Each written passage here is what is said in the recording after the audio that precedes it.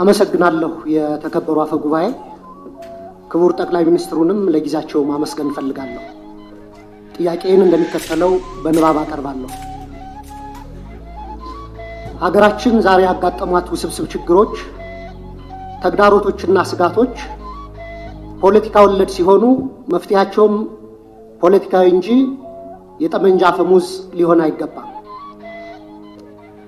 በድህነት አዙሪት ውስጥ የኖረች ሀገር ባለፉት 7 የብልጽግና አገዛዝ ዓመታት ደግሞ በእንቅርት ላይ ጆሮ ደግፍ እንዲሉ ለከፋ የጸጥታና የደህንነት ቀውስ አዙሪት ሳይክል ኦፍ ሴኩሪቲ ክራይሲስ እንዲሁም ማባሪያ የሌላቸው አውዳሚ እርስ በርስ ጦርነቶች ውስጥ አስገብቷታል።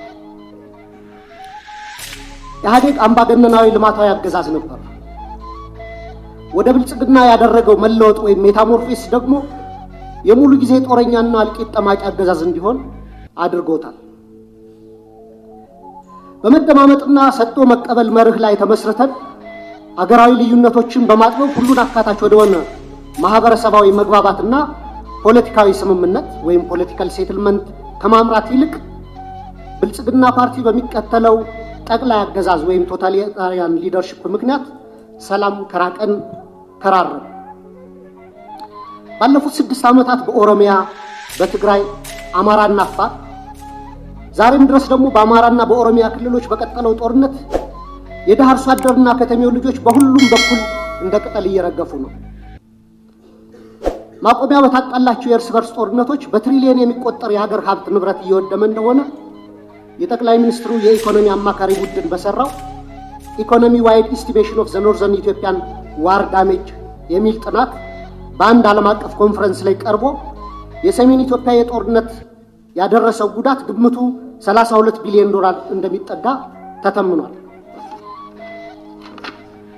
እንዲሁም የዓለም ባንክ በ2022 ኢትዮጵያ ዳሜጅ ኤንድ ኒድስ አሰስመንት ብሎ ባወጣው ሪፖርትም በሰሜን ኢትዮጵያ ጦርነት የደረሰው ጉዳት ግምት 28 ቢሊዮን ዶላር ያደርሰዋል። አማካይ ግምቱ 30 ቢሊዮን ዶላር ነው ማለት ነው።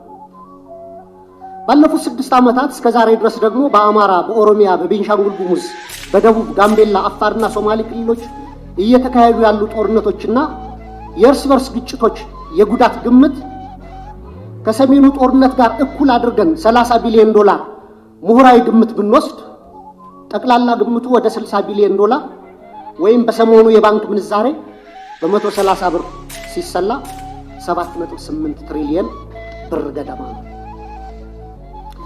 በዘንድሮ በጀት ልክ ቢሰላ ደግሞ በቀጣይ 8 ዓመታት የሀገራችን በጀት የሚሆን ሀብትና ንብረት በጦርነቶችና ግጭቶች አውድመን እንዲሁም በሚሊዮን የሚቆጠሩ ወጣቶችን ጭድ አድርገን ዛሬም የጦርነት ነጋሪት እየጎሰምን ቀጥለናል።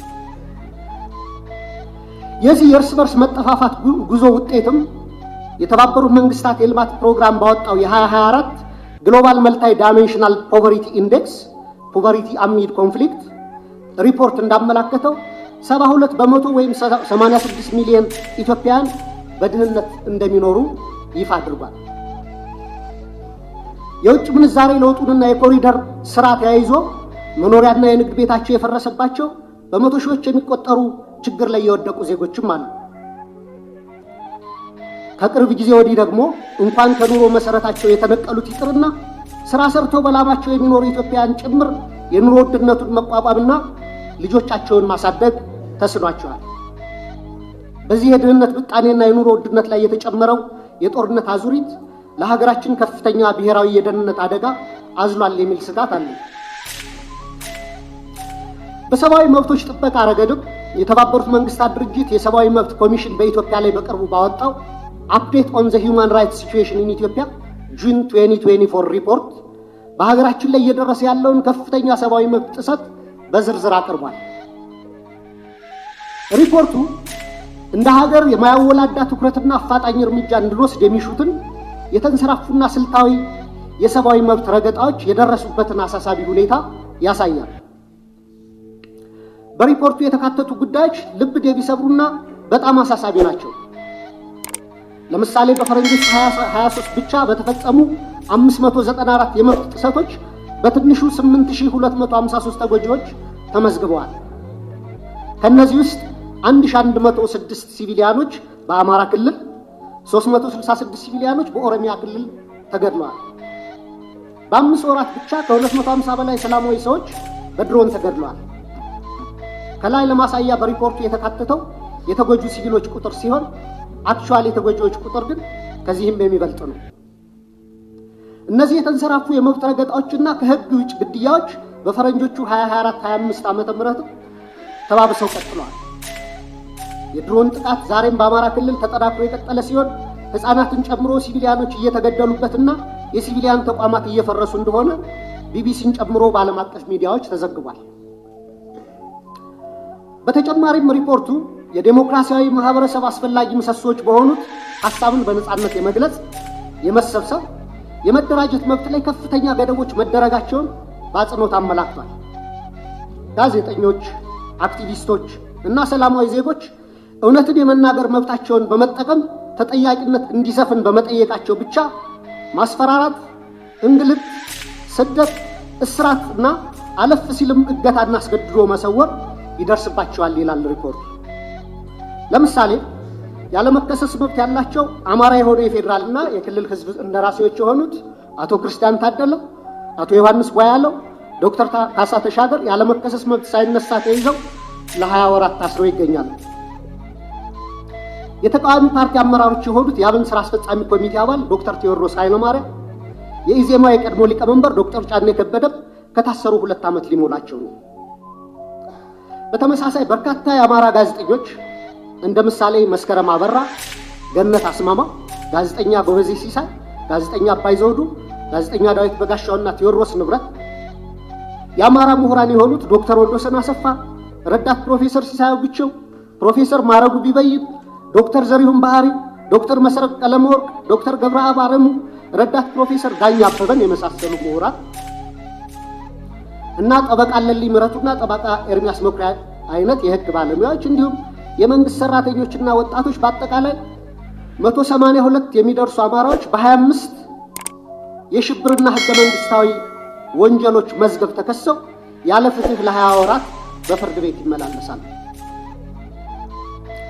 የዘገየ ፍትህ እንደተነፈገ ይቆጠራል እንዲሉ የፍትህ ስርዓቱ ዛሬም ቀልጣፋና ፍትሃዊ ውጤት ማምጣት እንዳልቻለ አመላካች ነው።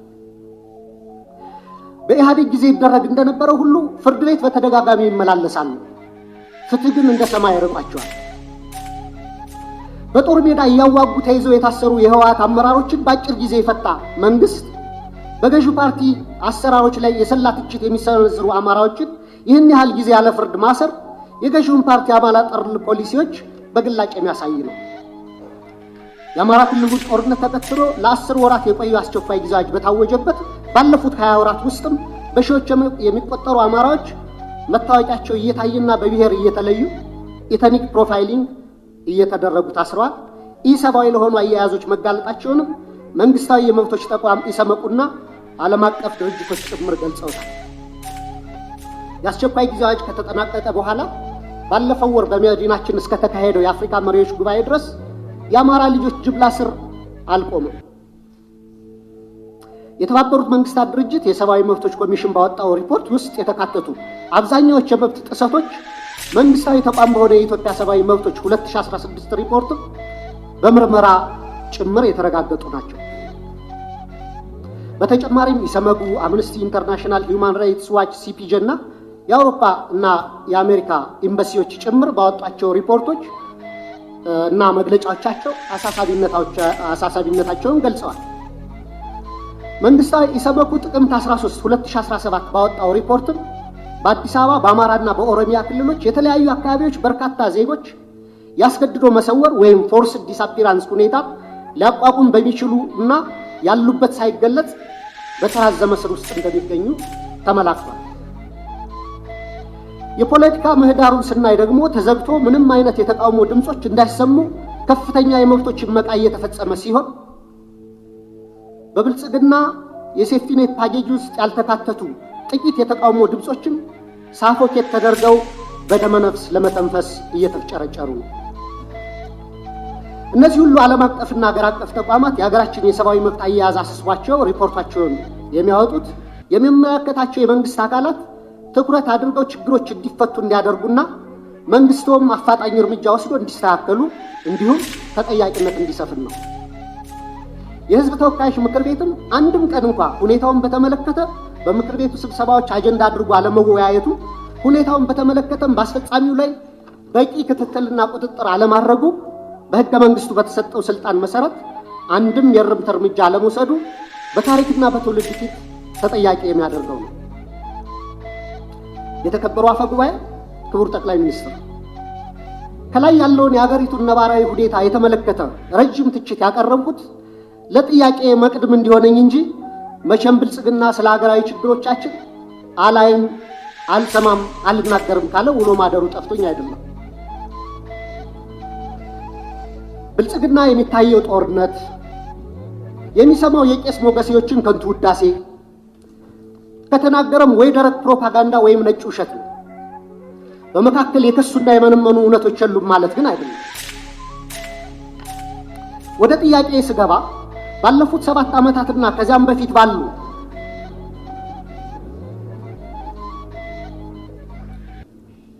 አስርት ዓመታት በኢትዮጵያ ውስጥ በተለይም በአማራ፣ በኦሮሚያ፣ በአፋር፣ በትግራይ፣ በደቡብ፣ በቤንሻንጉል ጉሙዝ፣ በጋምቤላና በሌሎችም አካባቢዎች ለተፈጸሙ ሰፊ የሰብአዊ መብት ጥሰቶች gross human rights violations፣ በሰብአዊነት ላይ ለተፈጸሙ ወንጀሎች crime against humanity፣ የጦር ወንጀሎች እንዲሁም የዘር ማሳሳትና የዘር ማጥፋት ወንጀሎች መፈጸማቸውን መንግስቱ እውቅና የማይሰጠውና ኃላፊነት የማይወስደው እንዲሁም ገለልተኛ ዓለም አቀፍ ምርመራዎች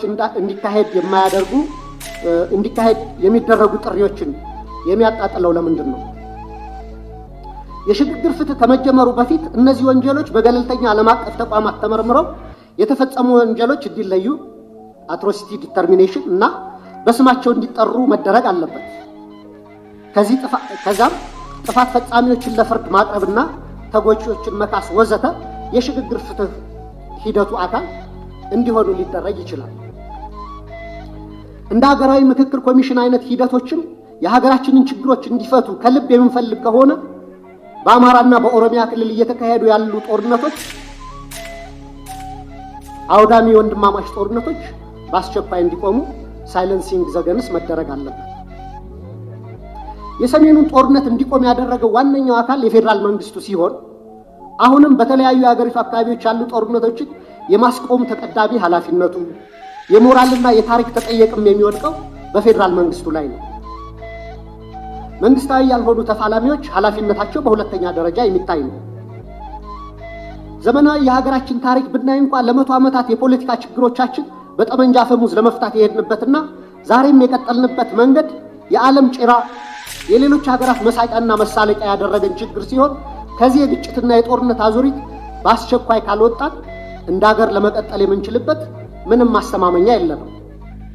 በዚህ ረገድ መንግስት ዋነኛ ኃላፊነት ይኖርበት እንጂ የአማራ ፋኖ ኃይሎችና የኦሮሞ ነጻነት ሰራዊትም ጦርነቶችን ለማስቆምና የሚታገሉላቸው ዓላማዎች በሰላማዊ መንገድ እንዲመለሱ ማድረግ የሚቻልባቸውን እድሎች ሁሉ አሟጠው እንዲመለከቱ፣ ለሰላም ለሚደረጉ አገራዊም ሆነ ዓለም አቀፋዊ ጥሪዎችና ጥረቶች መሳካትም የድርሻቸውን እንዲወጡ በወከለኝ የባህር ዳር ከተማ ህዝብ በመላ ኢትዮጵያና በራሴ ስም ጥሪ ማቅረብ ፈልጋለሁ። በጣም አመሰግናለሁ።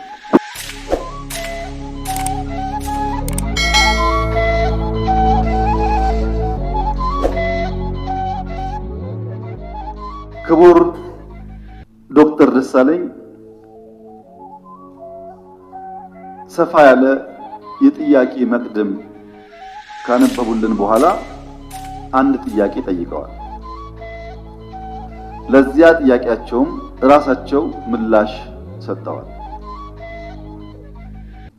ጠይቀው ስለመለሱ እንዲሁ ማለፍ ይቻላል። ነገር ግን ለሳቸው ክብር፣ ለዚህ ምክር ቤትም ክብር ሲባል አንዳንዶቹ ነገሮች በግርድፉ አንስቼ አልፋለሁ። አንደኛ፣ ይሄን ጦር ሰባቂ መንግስት በዚህ ልክ ክሪቲሳይዝ ሲያደርጉት ህዝብ እንዳይወጣ፣ እንዳይገባ፣ እንዳይማር፣ እንዳያርስ፣ ማዳበሪያ እንዳይወስድ ያደረገውን ኃይል ምን ነው አላየኸውም አልሰማውም አሉት። በህዝብ መሰብሰቢያ በእርሶ ከተማ ቦምብ ንጹሃን ሰዎች የሚንቀሳቀሱበት ቦታ ላይ የሚያፈነዳን ኃይል ምን ነው ዝም አሉት? ሽማግሌ ላስታርቅ ብሎ ሲሄድ ቄሶች፣ አሮጊቶች በንብርክክ የሚያስኬደውን ከኢትዮጵያ ባህል ውጭ የሚገለውን ኃይል ምን ነው አላቅህም አሉት። ከሁሉ ደግሞ የገረመኝ በርሶና በርሶ ፓርቲ ግንባር ቀደም ተዋናይነት የነበረውን የትግራይ ውጊያ ምን ነው የትግራይ ውጊያ ያሉት አዝማች አልነበሩ እንደርሶ? እነዚህ ሳቢዎች የማያውቁት ሀገር ሄዶ ቁርበት አንጥፉልኝ እንዳለው ስጋ በሊታ ያስመስለዋል። ይሄ ተገቢ አይመስለኝም። በእኛ በኩል ያለውን ክሪቲክስ ችግር የለውም እንፈትሸዋለን። እርሶ ግን ትንሽ ሚዛን ቢጠብቁ ጠቃሚ ነበር ብዬ አስባለሁ። ምክንያቱም ለሰላም ምን ያክል ጥሪ እንዳደረግን በዚህ ቤት ጭምር ስለሚያውቁ። ሌላው በጣም የገረመኝ ጉዳይ የእርሶ መንግስት በቄስ ሞገሴዎች ውዳሴ ያሉት እኛ ሰፈር ፊታውራሪ መሸሻ የሉም፣ ቄስ ሞገሴዎች ምን ያደርጋሉ? ቄስ ሞገሴ ፊታውራሪ መሸሻ በሌሉበት ህልውና እንደሌላቸው ስለሚታወቅ ባይሆንኛ ጉዱ ካሳዎች ብንባል ያምር ይሆናል እንጂ ቤት በኩል ነው ቄስ ሞገሴዎች እኛ ሰፈር የሚታዩት። ምክንያቱም እኛ ትናንትናን ናፋቂዎች፣ ትናንትናን ለማጽናት የምንሸረግድ ሰዎች ሳንሆን ነገን ለልጆቻችን ለመስራት መጋፈጥ የማይጋባንን ጉዳዮች የምንጋፈጥ ለውጥ ፈላጊዎች ነን። ጉዱ ካሳዎች ነን። ይሄንን እሳቤውን እዚህ ቤት የነበሩት ሐዲስ ዓለማየሁ ላፍታ ተነስተው ጥያቄውና ኢትዮጵያ ውስጥ ያለውን ነገር ቢመለከቱ ምን ነው ያብዬን ወደምዬ የሚሉ ይመስለኛል። መንግስታችን ለክሪቲክስ በጣም ክፍት ነው። ኢትዮጵያ ውስጥ ባልተለመደ ሁኔታ ስልክ ያለው ማይክ የያዘው ሁሉ የሚናገርበት ዘመን ነው ይሄ ዘመን። ሐሳብ በመግለጽ ሰው ይታሰራል ላሉት እርስዎ እዚህ ፓርላማ አካባቢ ከመቅረቡ በፊት የዚህ ፓርላማ አባል ነበርኩ። ቅድም እንዳደረጉት አይነት ግላጭ ስድብ አይፈቀድም። ፓርላማ ውስጥ ነበርንበት፣ እናቀዋለን። ሰው በንግግሩ የሚታሰር ከሆነ ጦረኛ፣ ግጭት ጨማቂ፣ ጆሮ የሌለው ከሚል በላይ ስድብ ምን አለ? እዚህ ፊት ለፊታችን ሆነው እየተሳደቡ እንኳን ካልታሰሩ ሰው በንግግሩ ብቻ አይታሰርም ማለት ነው። ጦረኛ፣ ግጭት ጨማቂ፣ ጆሮ አልቦች ካሉ በኋላ ልክ እናስገባችኋለን በትጥቅ በሁለት ሳምንት 4 ኪሎ እንገባለን ቢጨምሩበት ግን እርሶም አይቀርሉት ነበር። በመሳደብ አይደለም። ከዚህ አልፎ በኃይል የተመረጠን መንግስት መናት ሲጨመርበት ነው ጸብ የሚመጣው። ዩቲዩብ ላይ የተናገረ ሁሉ ጋዜጠኛ ሆኖ ጋዜጠኞች ታሰሩ ያሉት እንደዚህ ዘመን መቼም የኢትዮጵያ ሕዝብ ይታዘባል። ከፓርላማም ውጭ ሰው እንዳሻው የሚናገርበት ዘመን፣ ሁሉ ጉዳይ ፖለቲካ የሆነበት ዘመን ያለ አይመስለኝም። ይሄ ሲባል ይሄ መንግስት ሆሊ ነው፣ ምንም አይነት እንከን የለውም፣ ስራው ሁሉ የተቀደሰ ብዬ ልመጻደቅ አልፈልግም። እርስዎ ካቀረባቸው ሐሳቦች ውስጥ መፈተሽ ያለባቸው ጉዳዮች ይኖራሉ፣ መታረም ያለባቸው ጉዳዮች ይኖራሉ። በእስርም በክስ ሂደትም በሌላም ጉዳይ መንግስት ሁልጊዜ ራሱን ክፍት አድርጎ መፈተሽ አለበት። እንከን የለኝም የሚል መንግስት አያድግም። ነገር ግን ሚዛን ሲጠፋ ለሚሰማውም ትውልድ ለእርሶም ፓርቲ ጉዳት ያለው ስለመሰለኝ። ምክንያቱም ይሄ መንግስት አሁን ያለው መንግስት የእርሶ ፓርቲ መንግስት ሆኖ ያቋቋመው ነው። የእርሶ ፓርቲ ሊቀመንበር የኔ ካቢኔ አባል ናቸው። የእርሶ ፓርቲ አመራሮች በአማራ ክልል በአዲስ አበባ ክልል ውስጥ በአዲስ አበባ ከተማ ውስጥ አመራሮች ናቸው። በጋራ የምንመራው መንግስት ነው። እናንተም ስላላችሁ እኛም ስላለንበት ሰዎችም ስለሆን ስንፍናዎች ይኖራሉ፣ ድካሞች ይኖራሉ፣ መታረም የሚገባቸው ጉዳዮች ይኖራሉ። ለምሳሌ ጦርነት በሚመለከት ወደ ኋላ መለስ ብለው የኢትዮጵያን የ100 ዓመት ታሪክ ይመልከቱ። በ100 ዓመት ጊዜ ውስጥ 7 ዓመት ሙሉ ከአንድም ጎረቤት ጋር ያልተዋጋ ብቸኛው መንግስት የኛ መንግስት ነው። ባለፉት 7 ዓመታት ከየትኛውም ጎረቤት ጋር አንድ ጥይት አልተኮሰም። እኔ በታሪክ የማውቀውን ሳይሆን በአካል የማውቀውን ግን ላስታውሱ። በ83 ገብቶ 84 መንግስት የመሰረተው ኢህአዴግ መንግስት እስከ 90 ዓመተ ምህረት ባለው 6 ዓመት ጊዜ ውስጥ መጀመሪያ ከሳውት ሱዳን ኢታንግ ላይ፣ ቀጥሎ ከሱዳን፣ ቀጥሎ ከኤርትራ ውጊያ አካሂዷል። በኋላ የሶማሌውን ሳይጨመር ማለት በ7 ዓመት ጊዜ ውስጥ በደርግም የሚያውቁት ታሪክ ነው። በንጉሱ ጊዜም እንዲሁ ባለፉት 7 ዓመታት ከአንድም ጎረቤት ጋር ያልተዋጋ ነው። የሚያጋጩ ጉዳዮች ስለሌሉ ሳይሆን ግጭት ጉዳት አምጪ እንደሆነ ስለምናውቅ ነው፣ ስላደግንበት ስለምናውቀው ነው። በሀገር ውስጥ ቤኒሻንጉል ጋር ታጣቂዎች በሰላም ተደራድረን አላስገባንም። ይሄ አይታወቅም፣ ለምክር ቤት አያውቀውም። ኦሮሚያ ውስጥ በጣም በርካታ ሴክቶች እንደገቡ አይታወቅም። በአማራ ክልል ባለፉት 2-3 ቀናት ብቻ ከ70 በላይ ሰዎች በሰላማዊ መንገድ ገብተዋል። 2-3 ቀን ብቻ።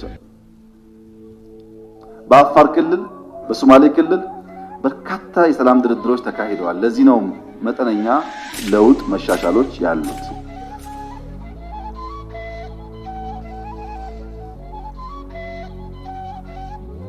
ስለታሰሩ እስረኞች ያነሱት ይህ ፓርላማ እነዚህን እስረኞች ስንቴ ጎበኛቸው? ሄዳችሁ አላያችሁ? አልጎበኛችሁ?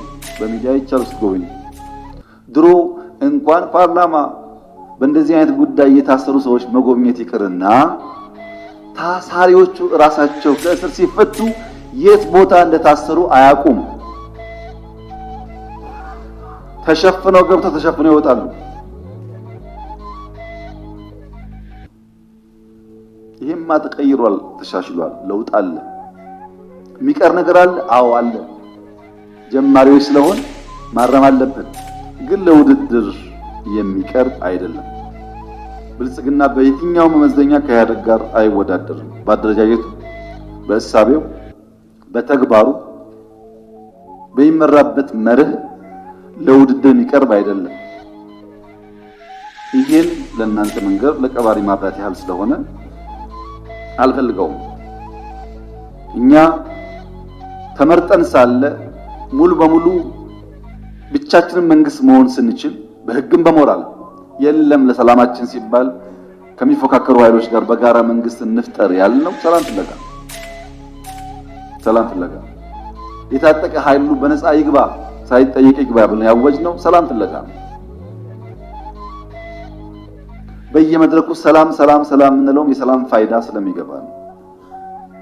ኢንክሉሲቭ ናሽናል ዲያሎግ ኢትዮጵያ ውስጥ ሲለመን የከረመ አጀንዳ ነው። ጠቃሚ ነው። በሺህ የሚቆጠር ሰው ያለውን ማንኛውም ሐሳብ በነፃነት እያነሳበት ያለ አውድ ነው። ይሄ መጠናከር አለበት። ጠቃሚ ነው። በአንድ በኩል ችግር አለ። ህገ መንግስቱ ይቀደድ ይባላል። የለም እኛ አንቀድም፣ ህዝብ አወያይተን አማክረን ሁሉም ሳይኖሮት ነው የሚቀየረው ደግሞ ሲባል ፕሮሰሱን አንፈልግም ይባላል። አብሮ አይሄድም። ለምሳሌ ከፍትህ ስርዓት ጋር ተያይዞ የተነሳው በአንድ በኩል ክስ አቅርባችሁ ክሱ ተጓተተ ይባላል። የኛ ስራ ወንጀለኛ ላልነው ሰው ክስ ማቅረብ ነው። መልሰን ፍርድ የምናስፈርድ ከሆነ የሚታሰበው የቼክ ኤንድ ባላንስ ጉዳይ ጠፋ ማለት ነው። ባይከሰሱ ሳይከሰሱ ታስሩ ይባላል። ታስረው ከተከሰሱ ግን መንግስት ሚናውን እየተወጣ እንዳለ ቢወሰድ ጥሩ ይመስለኛል። ይሄ ሆኖ ነፃነት ለማስተዳደር ችግር አለ። ዲሞክራሲን፣ ነፃነትን፣ ህግን በቅጡ ልምምድ ስላልነበረ አሁን እንቸገራለን። ለዚያም መንግስት መታገስ ይኖርበታል። በብዙ ባለፈው ፓርላማ ላይ ድርድር እያካሄድን ነው ከተቃዋሚዎች ጋር ብያችሁ ነበር። ከኦነጎችም አማራ ክልል አካባቢ ካሉ የሚንቀሳቀሱ ኃይሎችም ድርድሮች ነበሩ። በነገራችን ላይ በአማራም በኦሮሚያ በየትኛውም ጎጥ ያለ የጎበዝ አለቃ በየትኛውም ጎጥ ያለ በግራም በቀኝ ይደራደራል። እኔ አይደለሁም እሱ ነው ይላል እንጂ ሲወጣ ይደራደራል፣ ሽማግሌ ይልካል። ልክ እኔ ካልኩ በኋላ ግን የሚደራደረው ኤክስ ነው፣ መደራደር ተገቢ አይደለም ብሎ የሚዘምተው ደግሞ ራሱ የሚደራደረው አካል ነው። ከዚያ በኋላ ነው የሆነ አንድ ሴክት በሺህ የሚቆጠር ሰው ይዘው የገቡት። ያ ጥሩ ጅማሮ ነው። ለተቀሩት መልእክታችን በዚያው መንገድ ተደራድራችሁ በሰላም ግቡ ነው። አማራ ክልል ላሉትም እንደዚሁ በሰላም ግቡ። መንግስት ሁልጊዜም እጁ የተዘረጋ ነው። በድርድር በሰላም ጉዳያችን ለመፍታት ትልቅ ፍላጎት አለን። ጥቅም ስለሌለው ዓላማውን ስለማያሳካ 5 ዓመት ብንዋጋ 6 ብንዋጋ ማንም ሰው 4 ኪሎ ስለማይደርስ ዋጋ የለውም። ዓላማ ለሌለው ነገር ደግሞ መጋደል ተገቢ ነው ብለን አናስብም እና ሰላሙ ከማንም በላይ እኛ የምንፈልገው ጉዳይ እንደሆነ ቢታሰብ። ሁሉ ነገር ጨለማ ነው፣ ሁሉ ነገር ጥፋት ነው፣ ሁሉ ነገር አዘቅት ነው፣ ሁሉ ነገር የለም ላሉት ክቡር ዶክተር ደሳለኝ እኔ ለርሶ ነው ያዘንኩት። ምክንያቱም በዚህ ሁሉ ጨለምተኝነት፣ በዚህ ሁሉ ፔሲሚዝም ድንገት እድል ቢቀናውት ለኢትዮጵያ ሕዝብ ምንድነው የሚሰጡት? እርሱ በጨለማ ተውጠው ከጨለማ ብርሃን ያወጣ፣ ከጭንቀት ብርሃን ያወጣ፣ ተስፋ እንዴት አይሰንቁ? ይሄን አልቻላችሁም እኔ መጥቼ ቀይረዋለሁ እንኳን ቢሉን ነው የሚሻለው እንጂ ሁሉ ነገር ጨለማ ከሆነ ጥሩ አይደለም። ፖለቲካ የሚፈለገው በጨለማ ውስጥ በችግር ውስጥ ተስፋን ማሳየት ነው፣ ለውጥን ማሳየት ነው፣ ወደዚያ ሰውን መምራት ነው፣ መጨበጥ ነው እንጂ ችግር ብቻ መናገር አይደለምና የምንውልበት የምንሰማው የምንነጋገርበት ጉዳይ በገደል ማሚቱ ተመልሶ እያስተጋባብን እሱ ነገር እየኖርነው እንዳይሆን ጥንቃቄ ቢደረግ መልካም ነው ለማለት ነው። እና ይሄ ሁሉ የመለስኩት እርሶ ምላሽ እንደማይፈልጉ ቢናገሩም ለተከበረው ምክር ቤት ክብር ሲባል አንዳንዱ ጉዳይ ቢታይ ብዬ ካነሷቸው ጫፍ የወጡ ክሪቲክሶች እና ሂሶች መካከልም ቢሆን ለኛ ጠቃሚ የሚሆኑትን ጉዳዮች ግን ፈትሸን እንወስዳለን። ማደግ ስለምንፈልግ መለወጥ ስለምንፈልግ ከማንም ወገን የሚነሳ ክሪቲክስ በግርድፉ መጣል አንፈልግም። ሚዛናዊነት ግን ከርሶ እና ከመሰሎቹ እንጠብቃለን ለማለት ነው።